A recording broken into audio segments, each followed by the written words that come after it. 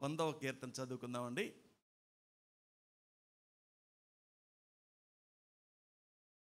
అందరం కలిసి చదువుకుందాం. నాతో కలిసి చదవండి.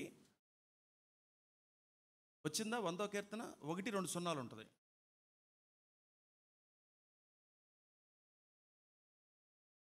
నవ్వు స్టార్ట్ అవుతే మళ్ళీ నాకు ఆగదు, అదొక సమస్య ఉంది. కోపం స్టార్ట్ అవుతుంది, అదేమో సాయంత్రం వరకు ఉంటుంది. ఎంత సమస్య అంటే ఎలా బతకాలో కూడా అర్థం కావట్లేదు. నవ్వు స్టార్ట్ అవుతానో ఆగదు, ఒకవేళ కోపం స్టార్ట్ అవుతే అది సాయంత్రం వరకు ఉంటుంది. అందుకే మార్నింగ్ 3 స్టార్టింగ్ ట్రబుల్ కరెక్ట్గా ఉండాలి. బ్రదర్స్ అందరూ ఓకేనా? ఏమన్నా భార్యల మీద కోపం ఉందా? కాఫీ టీ లేదా? పర్లేదు, కాస్త నాతో పాటు నవ్వుతూ ఉండండి. నాకు కళ్ళు కూడా కనపట్లేదు నవ్వుతుంటే, అది నా సమస్య. కళ్ళు మూసిపోతున్నాయి. ఓకే, స్టార్ట్ చేద్దాం. సమస్త దేశములారా యెహోవాకు ఉత్సాహధ్వని చేయుడి, సంతోషముతో యెహోవాను సేవించుడి. ఉత్సాహగణము చేయుచు ఆయన సన్నిధికి రండి. యెహోవాయే దేవుడని తెలుసుకొనుడి. ఆయనే మనలను పుట్టించును, మనము ఆయన వారము, మనం ఆయన ప్రజలము, ఆయన మేపు గొర్రెలము. కృతజ్ఞత అర్పణలు చెల్లించుచు ఆయన గుమ్మములలో ప్రవేశించుడి. కీర్తనలు పాడుచు ఆయన ఆవరణములో ప్రవేశించుడి. ఆయనను స్తుతించుడి, ఆయన నామమును గణపరచుడి. యెహోవా దయాళుడు, ఆయన కృప నిత్యముండును, ఆయన సత్యము తరతరములు ఉండును. ఆమేన్.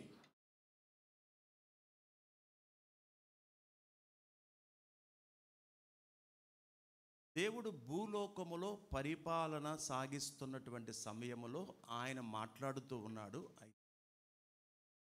దేవుడు భూలోకములో పరిపాలన చేస్తున్నటువంటి సమయములో ఇది ఆఖరి మాటలు. ఒకసారి నిర్గమాకాండంలోనికి మనం వెళదాం. నిర్గమాకాండము 15వ అధ్యాయము 5వ వచనాన్ని చదువుదాం. కప్పెను, అగాధ జలములు వారిని కప్పెను, వారు రాతి వలె అడుగంటిపోయిరి. నిర్గమాకాండము 15:5 అమ్మా 15:5 19వ అధ్యాయము 5వ వచనం. కాగా మీరు నా మాట శ్రద్ధగా విని, దేవుడు మాట్లాడుతున్నాడు, మీరు నా మాట శ్రద్ధగా విని నా నిబంధన అనుసరించి నడిచిన ఎడల నడుచుకుంటే మీరు సమస్త దేశ జనులలో నాకు స్వకీయ సంపాద్యమగుదురు. హల్లెలూయా. ఇది గుర్తుపెట్టుకోండి. బ్రతుకున్నంతకాలం ప్రతి మనిషి కూడా గుర్తుపెట్టుకోవాల్సింది ఏంటంటే, ఉదాహరణకి కొన్నిసార్లు నేను పలానా మీటింగ్ ఉంది రండి అంటాను, మీరు వస్తున్నారా? రాట్లా. అప్పుడు నేనేమనుకుంటాను తెలుసా? కొద్దిగా బాధపడతాను, రాలేకపోయారు, వాళ్ళు వస్తే బాగుంటుందని. అంటే నా మాట మీరు విన్నట్టే కదా. ఓకే, సరే పర్వాలేదులే, కానీ నేను సరిపెట్టుకుంటా. కానీ దేవుడి మాట మాత్రం మీరు వినాలి. నేనైనా వినాలి, మీరైనా వినాలి. ఇది మనం ఎలా అన్వయింపు చేసుకోవాలి? ఈ కొత్త నిబంధన సంఘముగా క్రీస్తు మరణించి తిరిగి లేచినటువంటి తర్వాత ఈ నూతన నిబంధనలో ఉన్న మనం ఎలా దాన్ని తీసుకోవాలి అంటే, మీరు నా మాట వింటే మీరున్న ప్రాంతంలో మీరే నా ఆస్తి అన్నాడు.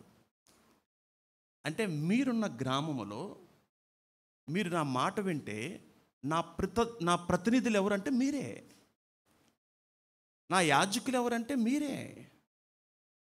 నేను మీ చేత నన్ను మహిమపరుచుకుంటాను. ఈ కీర్తన ఎంత బాగుంటుందంటే, ఇక్కడ వాడుక భాష నేను చదువుతాను చూడండి. ఇది టైటిల్ ఏంటంటే కృతజ్ఞతా కీర్తన. సర్వలోక ప్రజలారా అంటే ఒక ప్రాంతానికి కాదు, ఒక దేశానికి కాదు, సర్వలోకానికి ఆయన దేవుడు. యెహోవాకు ఆనందధ్వనులు చేయండి. అంతే. ఇప్పుడు ఈరోజు నా పుట్టినరోజు. ఒక నన్ను వద్దులేండి, ఒక ఆడపిల్లని తీసుకుందాం. ఒక ఆడపిల్లది పుట్టినరోజు. అమ్మా, ఈరోజు నీ పుట్టినరోజు కాబట్టి ఈరోజు చెల్లి నీ గౌన్ వేసుకుంటుంది అని చెప్దాం. ఇష్టపడిద్దా? ఇష్టపడదు. అమ్మ, ఈరోజు నీ పుట్టినరోజు కదా, ఈరోజు కేకు అక్క కట్ చేస్తుందిలే, నువ్వు పక్కన నిలబడంటే ఒప్పుకుంటుందా? చెప్పండి, మాట్లాడండి. అంటే తేలికగా అర్థమై మనం మాట్లాడుకుంటున్నాం. ఈరోజు ఎవరి దినం? ప్రభువు దినమని బైబిల్లో చూస్తున్నాం. ప్రభువు దినము, ప్రభువు రాకడ దినము, అది కూడా దినమే. ప్రభువు దినము 6 రోజులు మీరు కష్టపడి 7వ రోజున పని ముగించెను అని పాత నిబంధనలు మనం చదువుకుంటాం. ఎందుకు దేవుడు పని ముగించాడు? విశ్రమించెను అనే మాట ఉంటుంది అక్కడ కదా, ఉంటుందా? ఆయనకి విశ్రాంతి కావాలా? అది కూడా మాట్లాడిపోతే ఎలాగూ? ఆయన దేవుడికి విశ్రాంతి కావాలా? మరి ఎందుకు అన్నాడు? 6 దినాలు ఆయన ఏం చేశారు? పని చేశారు. ఏమంటే బాగా గమనించాలి. 7వ దినమున విశ్రమించను అని పాత నిబంధనలో మనం చదువుకుంటున్నాం. ఇప్పుడు విశ్రాంతి దినము పాత నిబంధన ప్రకారము శనివారం కదా. ఇప్పుడు క్రొత్త నిబంధనలో ప్రభువైన యేసుక్రీస్తు సర్వమానవాళి పాప పరిహార్థము నిమిత్తమై లేఖనములు నెరవేర్చిన వాడు మరణించి 3వ దినాన లేఖనము చెప్పినట్లు తిరిగి లేచాడు. ఎప్పుడు లేచాడు అంటే ఇంగ్లీష్ బైబిల్లో మొదటి రోజు అని ఉంటుంది. బిగినింగ్ డే సండే, మండే, చెప్పండి, Tuesday, Wednesday, Thursday, Friday and Saturday. End Saturday అంటే మరొక రోజు లేదు, ముగింపు అని అర్థం. ఈ కొత్త నిబంధనలు చూస్తే ఆదివారమున మగ్దలేనే మరియా యేసును కనుగొనుటకు వెళ్ళింది అని చూస్తాం. అపోస్తలుల పౌలు అంటాడు ఆదివారమున మీరు చందా పోగు చెయ్యండి అన్నాడు. అలా మనం చాలా రిఫరెన్స్లు మనం చూస్తూ ఉంటాం. ఇక్కడ చూడండి, సమస్త జనములారా యెహోవాకు ఉత్సాహ ధ్వని చేయుడి. ఇప్పుడు పుట్టినరోజు జరుపుకుంటున్న వ్యక్తి నీ షర్టు నాకు ఇవ్వు, నువ్వు నీ పుట్టినరోజు సందర్భంగా నేను వేసుకుంటాను, ఈరోజు నువ్వు ఆనందించు, నీ కేకు నేను కట్ చేస్తాను, నీ బదులు నువ్వు నన్ను బట్టి నువ్వు ఆనందించు అంటే ఒప్పుకోడు. మరి ప్రభు దినమున ప్రభువు దినాన్ని మనం ఆయనకి చేయకుండా మనం చేసుకుంటే ఆయన బాధపడడా? అంటే నేను మీకు 6 రోజులు ఇచ్చాను కష్టపడమని, 6 రోజులు 100 రూపాయలు సంపాదించుకుంటారా? లేక 2 మచ్చర్లు పడతాయా? మచ్చర్లు తెలుసా మీకు? మచ్చర్లు స్టాంప్ వేస్తారు, వారం ఆఖరిలో డబ్బులు ఇస్తారు. 7వ దినము అది నాతో మీరు గడిపి తర్వాత మీ భార్య పిల్లలతో లేక మీ భర్త పిల్లలతో మీరు గడుపుతూ సమాజంలో ఉన్న వారితో సహవాసము, కుటుంబ సభ్యులతో సహవాసము, లేక ఆత్మీయులతో సహవాసము. ఇప్పుడు ప్రభువు దినము అంటే ఆ రోజంతా దినం ఆయనకి ఇవ్వాలి కదా. ఎన్ని గంటలు ఇక్కడ మనం గడుపుతున్నామండి? 2 లేక 2:30 దాటితే కాళ్ళు పీకుతాయి, 2:30 దాటితే కడుపులో ఏంటో సౌండ్లు వినపడతాయి మనకి. ఒక 2:30 గంటలు దాటితే టైం ఇంకా చూస్తూ ఉంటాం. కొంతమంది కోపంగా కూడా చూడొచ్చు, ఆశీర్వాదం అనగానే లేచి కూడా వెళ్ళిపోవచ్చు. ఆలోచించండి, ఆయన చెప్పిన డే పర్ఫెక్ట్గా జరుగుతుందా? జెన్యూన్గా జరుగుతుందా? ఆ రోజును మనం ఎలా వాడుతున్నాం? మిగతా సమయాన్ని, ఆ మిగతా సమయాన్ని ఆయన ఉద్దేశం ఏంటో అది జరుగుతుందా? అసలు ఎందుకు విశ్రమించాడు? ఆయనకు అవసరమా? ఆయన దేవుడు కదా, ఆయనకి విశ్రాంతి అవసరమా? నేను కునుకును నిద్రపోనని చెప్పాడు కదా, మన కొరకు విశ్రమించాడు. అంటే మీరు ఇది సిస్టమ్, ఈ సిస్టమ్ మీరు పాటించకపోతే డిస్టర్బ్ అవుతారు. మీ ఫ్యామిలీ డిస్టర్బ్ అయిపోద్ది, మీ పిల్లలు డిస్టర్బింగ్. తెలుగు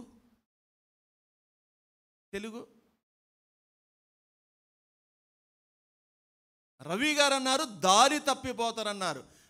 ₹1000 పెట్టి డబ్బులు పెట్టి ఫీజులు కాలేజీలు చదివిస్తున్నారు కదా, మీరు దశమ్మా కూడా సరిగ్గా ఎవరో చెప్పండి మామ, మీ పిల్లల్ని డిస్టర్బ్ తెలుగులో చెప్పండి. దారి తప్పిపోతాం అని చదువులేని వ్యక్తి చెప్పాడు కదా, చదువుకున్న వాళ్ళు చెప్పండి స్టూడెంట్స్.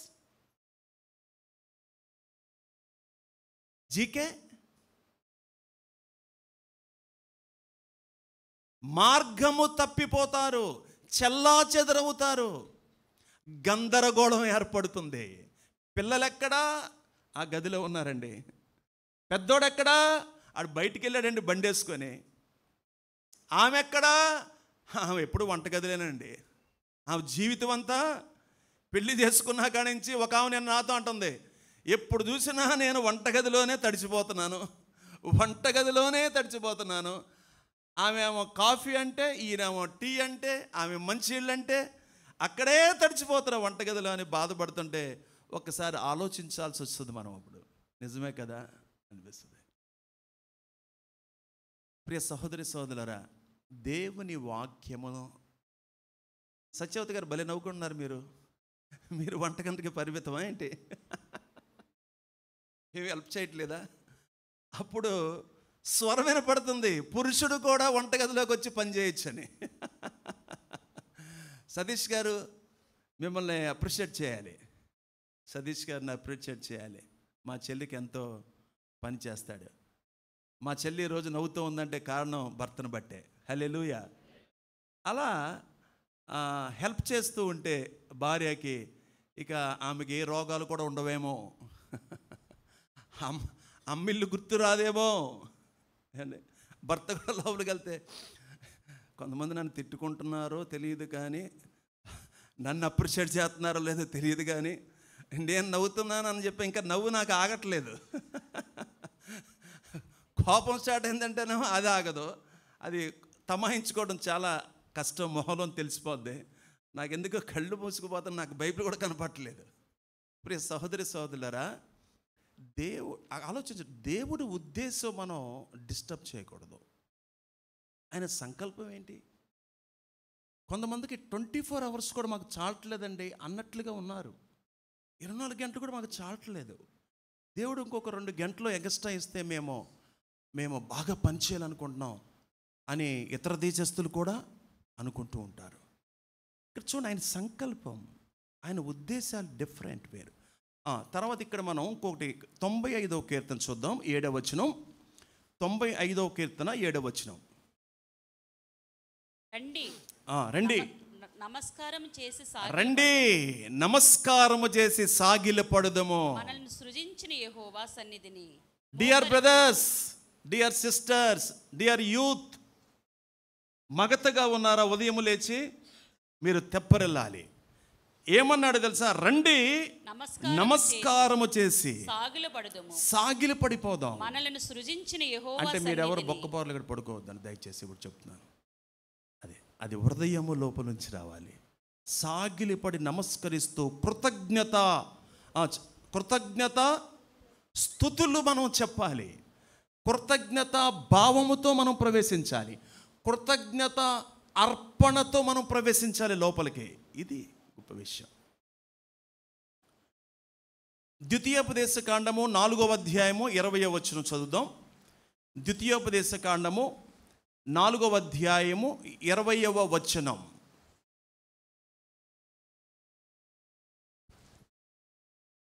రాలేదా? 4వ పుస్తకం. యెహోవా చేపట్టి నేడున్నట్లు మీరు తనకు స్వకీయ జనముగా మీరు స్వకీయ జనులుగా. స్వకీయ అంటే స్వకీయ. ద్వితీయోపదేశ కాండము 4వ అధ్యాయము 20వ వచనం. మీరైతే తనకు స్వకీయ జనంగా ఉండాలని యెహోవా మిమ్మల్ని ఈజిప్టు నుండి ఆ ఇనుప కొలిమిలో నుంచి తీసుకుని వచ్చాడు. ఈరోజు మీరు ఆయన స్వజనులే కదా అన్నాడు. ఇక ఎలా నా సొంత ప్రజలు మీరు నా సొత్తు.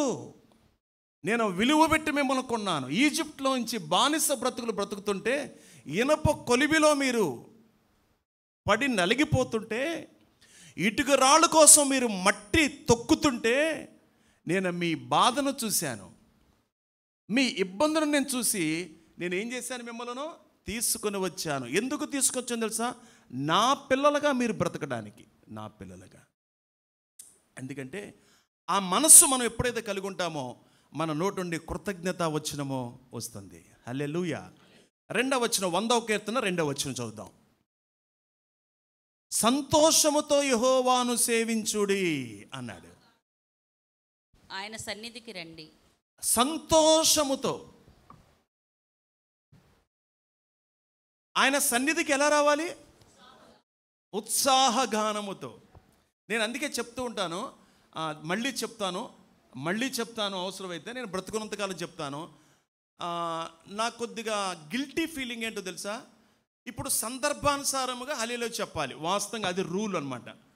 మీరు కూడా అప్పుడప్పుడు కొంతమంది సేవకులు వర్తమానం చెప్తుండగా మీరు చూస్తున్నారు, హల్లెలూయా ఎప్పుడు చెప్తున్నారో ఎప్పుడు చెప్పట్లేదు మీరు గ్రహించారా? గ్రహించారు కదా? ఓకే. వాస్తవంగా ఏంటంటే ఇప్పుడు ఎలా ఉన్నాయో తెలుసా? కొన్ని సిగ్నల్స్ ఉన్నాయి. ఆ అయ్యగారు ఇలా అంటాడు, ఇలా అనగానే సంఘస్థులందరూ దేవుని స్తోత్రం హల్లెలూయా అని ఆటోమేటిక్గా అనేస్తారు. అది సిగ్నల్ అనమాట. అది ఇప్పుడు సందర్భాన్ని బట్టి దేవుడికి సంబంధించినటువంటి వాటిని గురించి మనం హైలైట్ చేస్తూ మాట్లాడుతున్నప్పుడు ఆటోమేటిక్గా మీరు హల్లెలూయా చెప్పగలగాలి. పాస్టర్ గారు చెప్పించుకుంటాం కాదు అది హల్లెలూయా దేవుడి కోసం. మీరేమంటారు? హల్లెలూయా అంటే ఏమంటారు? హల్లెలూయా అంటారు. అసలు అది కాదు క్రమం. ఇప్పుడు అనండి అన్నట్టు ఉంటుంది, ఏ బి అన్నట్టు ఉంటుంది. Yes or no? అది అర్థం చేసుకోవాలి. పాటలు కూడా మీతో పాడండి పాడండి ఇదేం కర్మ అండి మాకు? మీరు పాడాలి, నోరు తెరవాలి. అది మీ హృదయంలో ఉంటే తప్ప ఈ నోరు ఓపెన్ అవ్ కాదు. అందుకే సంతోషగానము, ఉత్సాహ ధ్వని అంటే ఇలా తీసుకోవాలి. పాత నిబంధనలో వాళ్ళు ఇశ్రాయేలు ప్రజలు చేసినటువంటి ఆ అడావుడి, వాళ్ళ వాయిద్యాలు, వాళ్ళ సిస్టమ్, వాళ్ళ డ్రెస్ కోడ్ ఇదంతా చాలా డిఫరెంట్గా ఉంటుంది. మనం తట్టుకోలేము. అన్యులైన మనము అంటే వారిని ఎన్నుకున్నాడు దేవుడు. అన్యులమైన మనలను దేవుడు ఒక ప్రత్యేకంగా ప్రేమించి లేఖనమిచ్చి రక్షణను అందుబాటులోకి తీసుకొచ్చి ఒక సంఘముగా, ఒక గుంపుగా, ఒక మందగా ఇక్కడ మనల్ని సమకూర్చి, హలో బ్రదర్స్ ఇక్కడే ఉండండి, మీరు కాసేపు ఇక్కడే ఉండండి, ఎక్కడికి వెళ్ళొద్దు, ఇక్కడే ఉండండి. రోమీయులకు రాసిన పత్రిక 6వ అధ్యాయం చూడండి, 12వ వచనం. రోమా పత్రిక 6వ అధ్యాయము 12వ వచనం చదువుదాం. కాబట్టి శరీర దురాశలకు లోబడినట్లుగా చావునకు లోనైన మీ శరీరమునందు పాపమును ఎలనీయకుడి, పాపము పరిపాలన చేయనివ్వకండి. మరియు మీ అవయవములను దుర్నీతి సాధనములుగా పాపమునకు అప్పగింపకుడి. అయితే మృతుల్లో నుండి సజీవులు అనుకొని మిమ్మల్ని మీరే దేవునికి అప్పగించుకొనుడి. మిమ్మల్ని మీరే, బలవంతంగా కాదు, మిమ్మల్ని మీరే అప్పగించుకోవాలి. మీ అవయవములను నీతి సాధనములుగా దేవునికి అప్పగించుకోండి. మీరు కృపకే గాని ధర్మశాస్త్రమునకు లోనైన వారు కాదు. చాలు. ఇప్పుడు నెక్స్ట్ అధ్యాయము 15వ అధ్యాయము రోమా పత్రిక 13వ వచనం చదువమ్మా. కాగా మీరు పరిశుద్ధాత్మ శక్తి పొంది విస్తారముగా నిరీక్షణ గలవారగునటకు నిరీక్షణ కర్తయగు దేవుడు విశ్వాసము ద్వారా సమస్తానందముతోను సమాధానముతోను మిమ్మును నింపును గాక. హల్లెలూయా. ఆమేన్ అనాలన్నమాట అందరూ. ఇప్పుడు సమాధానముతో నింపును గాక అంటే ఏమనాలి? ఆమేన్, జరుగును గాక. నేను మిమ్మల్ని ఒక ప్రశ్న అడుగుతాను. నాకు ఈ పూట భోజనం లేకపోయినా పర్లా, నాకు సమాధానం కావాలి ఒకళ్ళతో అని నాకు కోరిక ఉందనుకుందాం. మీకు కూడా అలా ఎవరితోనో సమాధానం రావాలి కావాలని ఎవరైనా ఎదురు చూస్తున్నారా?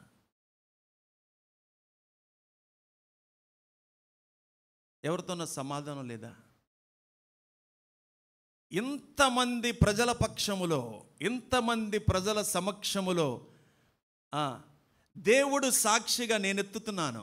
కొంతమంది సేవకులతో నాకు సమాధానం దొరకలేదు. సేవకులని చెప్పబడుతూ దేవుని వాక్యం బోధిస్తున్న వారితో నాకు సమాధానం ఇప్పటి వరకు నాకు అందుబాటులోకి రాలేదు. నేను ఎదురు చూస్తున్నాను. నేను ఆశపడ్డాను, ఆశ కలిగి ఉన్నాను. నా దేవుడు సమాధానంగా ఉండమని చెప్పాడు. మళ్ళీ ఆ వాక్యం చదువుతారు. 13వ వచనం. కాగా మీరు పరిశుద్ధాత్మ శక్తి పొంది విస్తారముగా. ఇప్పుడు పరిశుద్ధాత్మ శక్తి పొందిన తర్వాత మీరు విస్తారముగా నిరీక్షణ గలవారగుటకు నిరీక్షణకర్తయగు దేవుడు విశ్వాసము ద్వారా సమస్త ఆనందముతో సమాధానముతోను మిమ్మును నింపును గాక. ఆమేన్. అదనమాట నాకు నచ్చినటువంటి వాక్య భాగము. మత్తయి సువార్తలో యేసుక్రీస్తు వారు కొండ మీద ప్రసంగం అని మనం మాట్లాడుకుంటామే. దానిలో 5వ అధ్యాయంలో ఒక మాట ఉంటుంది, సమాధాన పరచువారు కుమారులు అన్నాడు అక్కడ. అంటే అర్థమైందండి, మీకు అర్థమైంది. ఇప్పుడు నాకు సతీష్ గారికి మాటలు లేవు అనుకుందాం. ఒక పూర్ణ గారు మధ్యవర్తిగా వచ్చి మా ఇద్దరిని కలిపాడు. ధన్యుడెవరు? పూర్ణ గారు. హల్లెలూయా. అర్థమైందా మీకు? ఆ వాక్యం చదవండి ఒకసారి. 3వ వచనం అనుకుంటే 5వ అధ్యాయం 3వ 4వ వచనం ఉంటుంది చూడండి. సమాధాన పరచువారు ధన్యులు, వారు దేవుని కుమారులు అనబడుదురు. ఎవరాళ్ళు? దేవుని కుమారులండి. ఈ మేలు మనం చేయాలి భూలోకంలో. ఇది కూడా మేలే. నాతో మీరు ఎవరితో మీరు కలపాలనుకుంటున్నారా? I'm ready. నేను రెడీ, సిద్ధంగా ఉన్నాను. అంటే ఎందుకు అంటే తెలిసి సమాధానం లేకుండా నాకు పరలోకం లేదు.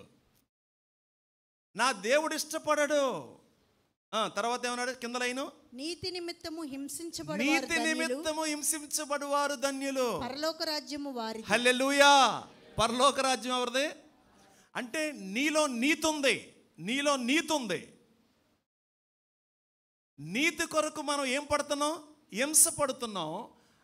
పరలోక రాజ్యము నీది. ఎంత బాగుంటుందండి ఆ ప్రార్థనలు, ఎంత బాగుంటాయని చెప్పుకోవటం కుదరదండి.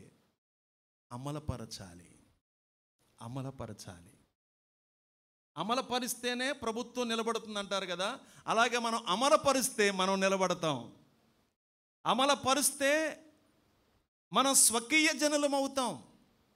ఆ తర్వాత ఎన్నో వచనం మనం ఇప్పుడు చదవాలి. 100వ కీర్తనలో 3వ వచనం చదవండి. యెహోవాయే దేవుడని తెలుసుకోండి. ఆయనే మనల్ని పుట్టించాడు. మర్చిపోమాకండి, మనల్ని మనం పుట్టించుకోలేదు. ఆయనే మనల్ని పుట్టించాడు. ఆయనే. కాబట్టి మనము ఆయన వారము, ఆయన మేపు గొర్రెలము. ఆత్మీయ ఆహారముతో మనల్ని తృప్తిపరుస్తున్నాడు. ఆత్మీయ మేడలతో మనల్ని తృప్తిపరుస్తున్నాడు. మనం సూసైడ్ చేసుకోకుండా వాక్యం మనల్ని బ్రతికిస్తుంది, మనల్ని కాపాడుతుంది. తర్వాత మనము ఆయన ప్రజలము, ఆయన మేపు గొర్రెలము. కృతజ్ఞతార్పణలు చెల్లించుచు ఆయన గుమ్మములలో ప్రవేశించుడి. కీర్తనలు పాడుచు. హల్లెలూయా. గుమ్మం ఎక్కడ ఉంటుంది? ఎంట్రన్స్లో ఉంటుంది. అది కూడా చెప్పలేరా? మరి అలా బీసిపోయారే, ఏసీ కట్టేద్దాం మనం. గుమ్మము అంటే మందిర ద్వారము లోపలికి వచ్చేటప్పుడు నువ్వు ఎలా రావాలి? ఇంటి దగ్గర ఎంత బాధ ఉన్నా, కష్టం ఉన్నా, రాత్రి నిద్ర పట్టకపోయినా, దేవుని సన్నిధిలోకి వచ్చేటప్పుడు ఒకవేళ మార్నింగ్ భార్య కాఫీ టీ నీకు ఇవ్వకపోయినా, ఇలాంటివన్నీ కూడా డస్ట్బిన్లో వేసి దేవుడు మందిరంలోనికి అడిగిపెట్టి కృతజ్ఞత అంటే, ఒక మాటలో నా వాడుక భాషలో చెప్పాలంటే ఉసూరుమంట లోపల రామాకండి అని అర్థం.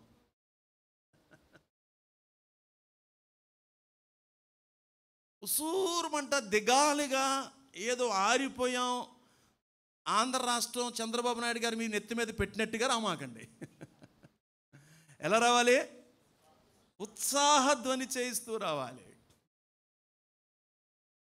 నేను 2ంటికి పడుకున్నానండి, మరి నవ్వు ఆగట్లా, మరి ఏం చేస్తాను నేను? ఉత్సాహధ్వని, సంతోషం. దేవుడి సన్నిధిలోకి నేను ఉసూరుమంట కనపడితే మీరు ఉసూరం అయిపోతారు. అది దేవుని వాక్యము, ప్రజలు, సహవాసము, పాటలు, ఆత్మీయ కలయిక, ఇది మనల్ని రీఫ్రెష్ చేస్తుంది. రీఫ్రెష్ మళ్ళీ మనల్ని ఉత్తేజపరుస్తుంది. మళ్ళీ లేఖనాలు మనల్ని జ్ఞాపకం చేస్తూ ఉన్నాయి. ఆ తర్వాత మీరు 50వ కీర్తన చూడండి అమ్మ, 14వ వచనం. 50వ కీర్తన 14వ వచనం. దేవునికి స్తుతియాగము చేయము, దేవునికి స్తుతియాగము చేయము, మహోన్నతునికి నీ మొక్కుబడులు చెల్లించుము. మహోన్నతునికి. ఎవరికి? అందరూ అనండి ఈ మాట, అందరూ అనండి. ఇవి నువ్వు మొక్కుకుంది ఎవరికి? పాస్టర్ గారికి అని చాలామంది మొక్కుబడులు ఆపేసుకుంటున్నారు. పాపం మీరే నష్టపోతారు. మీరు లెక్క చెప్పాలి, నేను లెక్క చెప్పాలి. ఆ లెక్క చెప్పాలన్న భయం మాకుంది. ఇంకా మీరేమో ఒక లెక్క, నేను 2 లెక్కలు చెప్పాలి. గవర్నమెంట్కి లెక్క చెప్పాలి, దేవుడికి లెక్క చెప్పాలి. ఆ లెవెల్లో అనమాట అది మనం చదువుకోవాలంటే. మహోన్నతుడు ఎక్కడుంటాడు? మహోన్నతమైన స్థలముల్లో ఉంటాడు. మళ్ళీ చదవండి అమ్మా, చక్కగా, స్పష్టంగా, నిదానంగా, గట్టిగా. దేవునికి స్తుతియాగము చేయము, మహోన్నతునికి నీ మొక్కుబడులు చెల్లించుము. అది మొక్కుబడులు చెల్లించాలి. దాచుకోకూడదు, వాడుకోకూడదు, మర్చిపోయాం తూచ్ అనకూడదు. మహోన్నతునికి. అబ్బా ఎంత ధన్యత అండి దేవుడికి. అంటే దేవుడు ఆ సిస్టమ్ పెట్టాడు అంతే.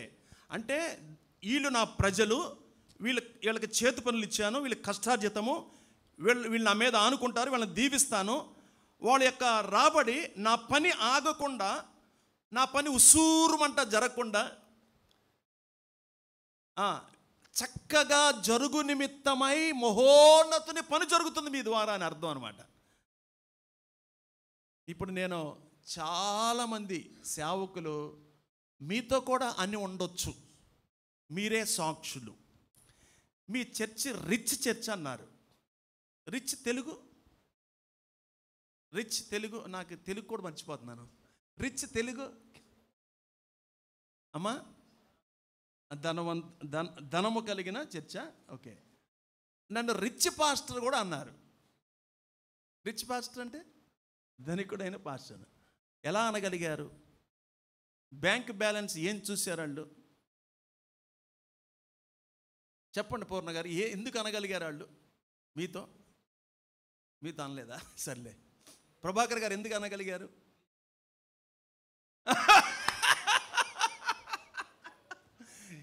ఎవరు నిలబడ్డారు మీరు చూసారా?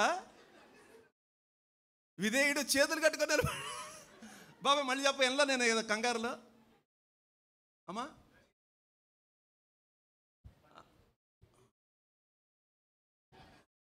సరే, పాస్టర్ గారు ఎలాంటి బట్టలు వేసుకోకూడదని సమాజం కోరుకుంటుంది. పాస్టర్ గారు ఎలా బట్టలు వేసుకోవాలి? తక్కువ వేసుకోవాలి, సంచి తగిలించుకోవాలి కదా. పాస్టర్ గారు టక్ చేయకూడదు, హోటల్లో భోజనం కనపడ, కారులో తిరగకూడదు. అది కూడా ఎలాంటి కారు తిరగాలి? అక్కడ పంచర్ పడితే మళ్ళీ విశ్వాచారం ఎక్కించగలాలి. డుగ్ డుగ్ డుగ్ డుగ్ డుగ్. కారు మళ్ళీ వెనకాల నుంచి తోత్తంటే ఉదయం ఆదివారం ఆ రామాలయ వీధిలో మళ్ళీ ఆ గుడి దాటే వరకు స్టార్ట్ అవ్వకూడదు. అలాంటి కారులో తిరగాలి అనే సమాజం కోరుకుంటుందండి. నిజమే, వాస్తవమే. కానీ దేవుడు అలా అనుకోడు. మీరు మర్చిపోయారు, విమానం ఎవరి కోసం తయారు చేశారండి? పాస్టర్ గారి కోసం. యూదులు కనిపెట్టారు, ఎందుకంటే సేవకులు వారు ప్రయాణం కొరకని. కానీ ఇప్పుడు అందరు తిరిగేస్తున్నారు. అది తీసుకోండి. ఆ మైండ్ సెట్ చూసారండి ఎంత ఉంటుందో. అంటే మనకంటే సేవకుడు తక్కువలోనే ఉండాలనే చూస్తారు, కానీ దేవుడు అలా ఉండడు, ఇంకా పైనే ఉండాలని చూస్తాడు. ఎందుకంటే ఇప్పుడు బాబాయ్ చెప్పింది వాస్తవం, నేను కాదంటలేదు, నాతోనే అన్నారు కాబట్టి నేను చెప్తున్నాను.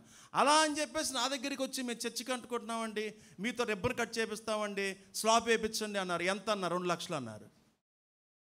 నేను రిబ్బర్ మాత్రం కట్ చేయనయ్యా, ఒక 10,000 రూపాయలు ఇస్తానని వాళ్ళకి అలా 5-6గురికి అలా ఇచ్చాను.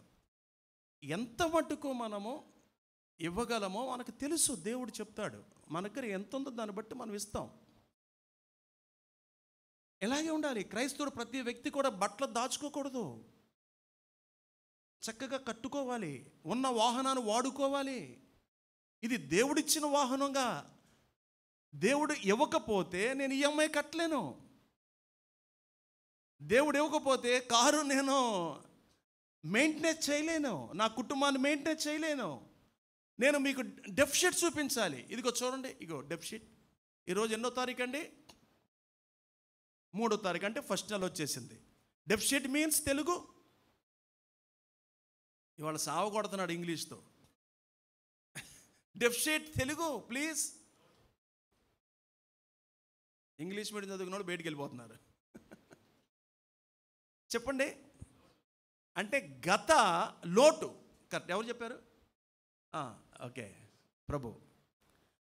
ఇదిగో అండి చూడండి, మీరు ఎప్పుడు ఇంటికి వెళ్ళి, పాపం పాస్టర్ గారు కరెంటు బిల్లు కట్టలేదంట, పాపం పాస్టర్ గారు కారులో ఆయిల్ లేదంట, పాపం పాస్టర్ గారు ఏంటో వెనకాల చిరిగిపోయిన చొక్కా వేసుకొచ్చాడు.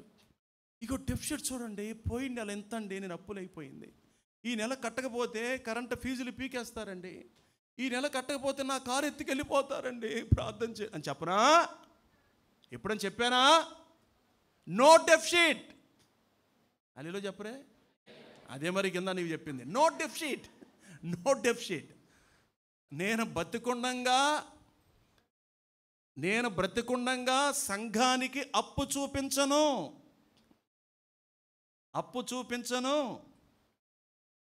ఎందుకో తెలుసా? మహోన్నతుడికి నేను మొక్కుబడులు చెల్లిస్తున్నాను, మహోన్నతుడి సేవ చేస్తున్నాను నేను. కాబట్టి అందుకే చెప్తానమాట, నాకు తినే హక్కు ఉంది, నేను కష్టపడుతున్నాను. నేను చిన్నప్పటి నుంచి మా తల్లిదండ్రులతో కష్టపడ్డాను. నేను ఎంత కష్టపడ్డానో కూడా అప్పటి నుంచి ఉన్నవాళ్ళు, బతుకున్నవాళ్ళు కూడా చూసే ఉంటారు, గుర్తుండే ఉంటుంది. నేను అర్హుణ్ణి. అక్కడ ఆఖరి వచనానికి మనం వచ్చేసాం. ఎఫెసీ పత్రిక చూడండి, 5వ అధ్యాయం 20వ వచనం. వాక్యం జాగ్రత్తగా వినండి, భయభక్తులతో నిద్రపోమాకండి. ఎఫెసీ పత్రిక 5వ అధ్యాయం 20వ వచనం. మన ప్రభువైన యేసుక్రీస్తు పేరట సమస్తమును గూర్చి తండ్రి అయిన దేవునికి ఎల్లప్పుడూ అనందరూ ఎల్లప్పుడూ ఏం చేయాలి? కృతజ్ఞతాస్తుతులు చెల్లించాలి. భయముతో ఒకరినొకడు లోబడి ఉండాలి. దశరాజు రాసిన పత్రికలో ఏముంటుంది? కృతజ్ఞతాస్తుతులు చెల్లించుడు దేవుడి చిత్తము అని ఉంటుంది. దేవుడి చిత్తం అని ఉంటుంది. ఇచ్చిన పిల్లలు కానీ, కుటుంబం కానీ, సంఘం కానీ, దేవుడు కానీ, సేవకుడు కానీ, ఏదైనా కంప్లీట్ అన్నిటిని బట్టి దేవుడికి కృతజ్ఞతలు చెల్లించడానికే మనం వచ్చాం. వాళ్ళు ఐగుప్తు నుంచి వస్తే మనము చీకటిలో నుండి వ్యర్థమైన ఆరాధనలోంచి దేవుడు మనల్ని ఏం చేశాడు? విడిపించాడు. ఏమనుకోమాకండి, ముగింపులో నేను నా డ్రెస్ కూడా నేను మార్చుకోలేను. నాకు దేవుడిచ్చిన బట్టలు వేసుకుంటాను. నా బట్టలు వెళ్ళిపోతూ ఉంటాయి, ప్యాక్ చేసి పంపించేస్తూ ఉంటాను, మళ్ళీ నాకు వచ్చేస్తూ ఉంటాయి, నేను వేసుకుంటూ ఉంటాను. నా గుండీ ఊడిపోదండి, ఎక్కడ ఒక కుట్టు ఊడదండి, అలాంటి షర్ట్లే నేను ఇచ్చేస్తూ ఉంటాను, మళ్ళీ నాకు వచ్చేస్తూ ఉంటాయి. ప్రజల కోసం, ప్రభు కోసం అని ఆ నినాదము అది చావదు. నేను బ్రతుకున్నంతకాలం అది బ్రతికే ఉంటుంది. అదే స్వార్థము లేని వ్యక్తిగా నేను బ్రతకాలి. సమాధానము కొరకు నేను వెంటాడుతాను, సమాధానం కొరకు కాళ్ళు కూడా కడుగుతాను. ఎందుకంటే దేవుడు నన్ను ఎన్నుకున్నాడు, నేను ఆయన సేవకుణ్ణి. కాబట్టి ఆయన పనిలోనే నేను మరణించాలి. ఆయన మహిమ కొరకు సమస్త పిల్లలు సేవ చేస్తారా చేయరు వాళ్ళ ఇష్టం, నాకు అనవసరం. సేవ చేస్తారో చేయరో తెలియదు వాళ్ళకి, ఈ కష్టాలు తెలియదు వాళ్ళకి, ఈ బాధలు తెలియదు. వాళ్ళు ఒక రకం చెప్పాలంటే సుఖాల్లో వాళ్ళు బతుకుతున్నారు. ఇప్పుడు మన పిల్లలు ఎలా బతుకుతున్నారంటే హ్యాపీగా బతుకుతున్నారు. మనం ఎంత కష్టపడ్డామో తల్లిదండ్రులు అని మనకు తెలుసు, ఎన్ని బాధలు పడ్డాం మనకు తెలుసు. అయితే తల్లిదండ్రులు మనం తప్పు చేస్తున్నాం, వాళ్ళకి చెప్పాలి, వాళ్ళకి చెప్పి వాళ్ళు కూడా దేవుడి మీద ఆధారపడినట్లుగా మనం ప్రేరేపించాలి. ఇదే ఈ కీర్తన యొక్క అర్థం. సమస్త జనులారా అంటే దాని అర్థం అనమాట. అందరూ స్తుతించాలి, గణపరచాలి, ఎల్లప్పుడూ స్తుతించాలి, ప్రతి విషయంలో స్తుతించాలి, ప్రతి విషయంలో ఆయన గణపరచాలి. అలాంటి మనస్సుతో, అలాంటి హృదయముతో, అలాంటి ఆలోచనలతో, అలాంటి దృక్పథంతో ఉండులాగున దేవుడు మనల్ని నిరంతరము ఉజ్జీవపరచునుగాక.